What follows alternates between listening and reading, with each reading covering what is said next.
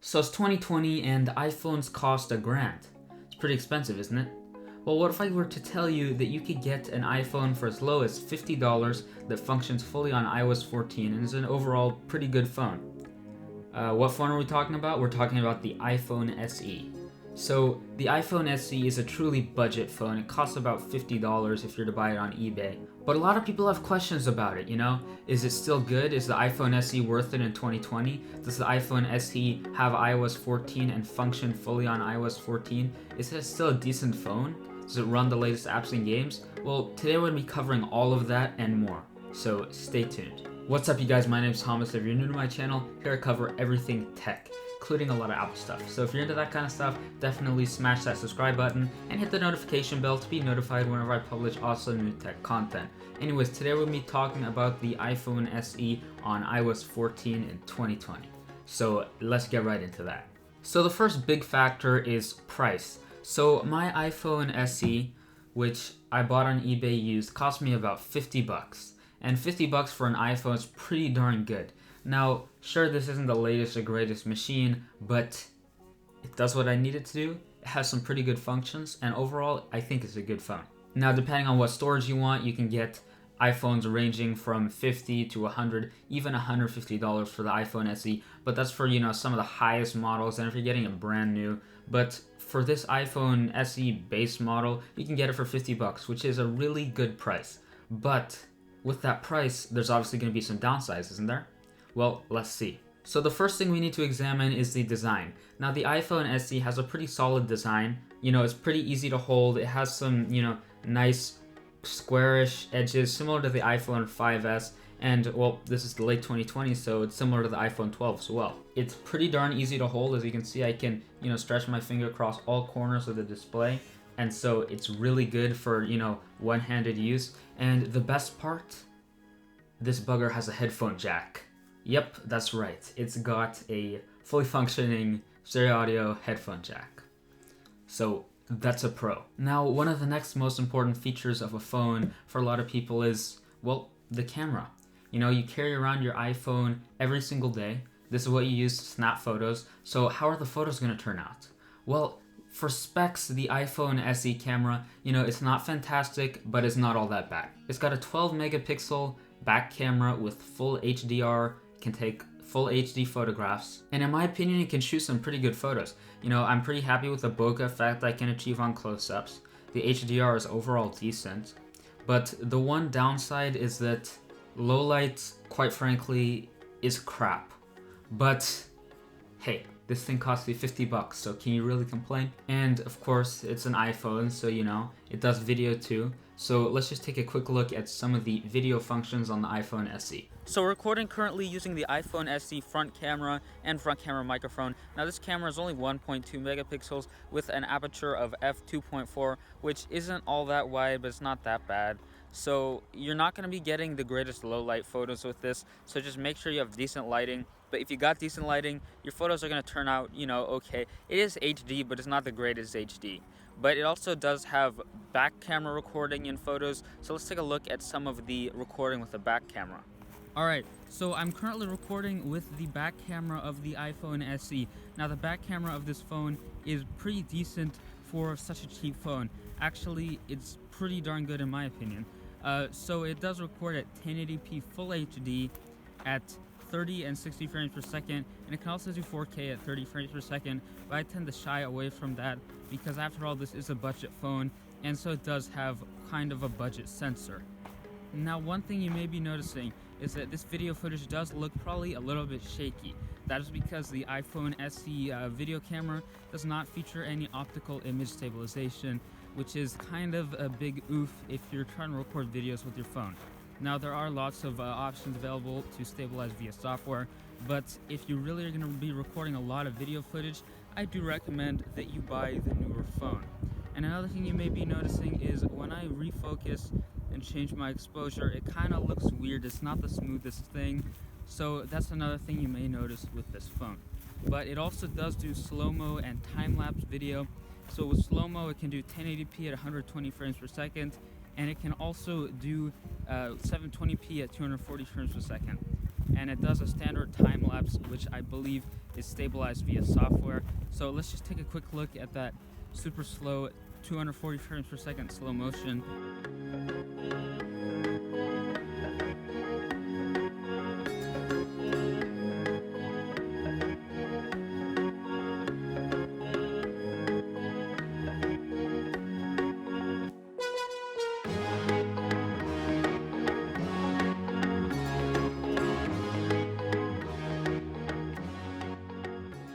Alright, so the camera seemed pretty good. It recorded decent video footage. It doesn't have stabilization, that's a downside, but it records pretty good selfie camera footage and pretty good back camera footage. So now, if you're going to be watching all that footage or you're watching other video, you need to have pretty good sound quality.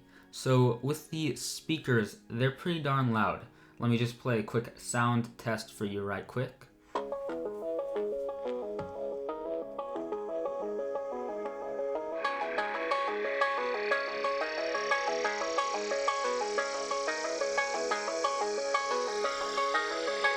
Yeah, they're loud. I mean, they're not as loud as, the iPhone 12 Pro Max, of course, but hey, this is a $50 device, and you're going to be able to hear the speakers pretty darn well. But they have a downside. So the iPhone SE speakers actually, you see two speaker grills on the bottom of the device, but in reality, only one speaker grill is actually emitting sound from a speaker. The other one is simply echoing the other speaker grill. So essentially, there's a speaker in the right side of your phone, and when you play audio, it pushes that sound over into the left side of your phone. And in the left side of the phone, yeah, there's a speaker grill right there, but it doesn't actually play any audio. It just emits audio from the right side. So, this phone is quite small. What if you happen to hold it like this? Then you're covering up the right speaker grill, which means you're not going to get any good sound from the left, or if you get any, it's going to be totally muffled. So that is the major downside for the speakers on this thing. Alright, so now let's talk about the processor, the core, the power in this device. It has an Apple A9 chip with 2 gigabytes of RAM, and yeah, the A9 is, 5 years old, but I'm gonna be honest, when I tested it compared to my daily driver, which isn't the newest phone, but it's an iPhone 8, which is, compared to this device, it's a lot newer and a lot faster. I actually didn't notice too much speed difference when just, testing opening different apps. So let me just show you a quick speed comparison between my iPhone 8 and my iPhone SE, opening the same apps, just so you can see how much faster my phone is than the iPhone SE. So let's test YouTube on both devices, and well, it looks like the iPhone SE actually loaded faster, but that could be because I actually have an account on my 8 and not on my SE. Now let's test Knife Hit. And so let me open them both right now. And it looks like the 8 is a clear winner this time. It beat the SE by about a half second. Finally, let's test the Find My app, a system app. So let's just open it up really quickly. And it looks like the 8 won, but it was too close to really tell. Now, sure, you could argue that my phone is technically faster in most cases than the iPhone SE. Sure, there may be a 1 second or a half second difference, but other than that, the SE actually performed pretty well, and if I were using this as my daily driver, I wouldn't mind, It's a pretty fast, optimized phone that runs quite well even on the latest operating system, iOS 14. And speaking of iOS 14, yes, the iPhone SE is still getting updates for iOS 14. You can get all the updates, all the same home screen customization, home screen widgets. By the way, if you're into that kind of stuff, I do have a really good home screen widget video linked up right in the top right corner in the cards of this video, so do check that out. Now, gaming-wise, the SE actually does really well. So I was surprised at this because it doesn't have, the most powerful processor and graphics card, but in reality, I can run certain games like Call of Duty and Playdead's Inside that usually require a lot of graphics performance with no lag at all, no issues. So yeah, just take a look at this gameplay right quick. As you can see with Playdead's Inside, even though it does obviously require a lot of graphics performance to render all those shadows and all that fancy lighting, it loads perfectly fine. It's not laggy at all. The gameplay is smooth. And with Call of Duty, a game which is quite high performance, it runs perfectly fine. There's no lag at all. Now, another thing to mention when talking about gameplay, one thing you want to take a look at is the display quality. Now, the display on this iPhone isn't all that great, but, it's a Retina display, so it doesn't look bad. But, it's not 120 Hz or anything. It's not a 2K screen like we have on some of the newer flagship phones. It doesn't have any of those fancy OLED functions, nothing like that. And brightness wise, well, let's just say max brightness on the SE is about 2/3 the max brightness on my 8. So it's not that bright. But is it bright enough to see it? 100%. So that's just one thing to note.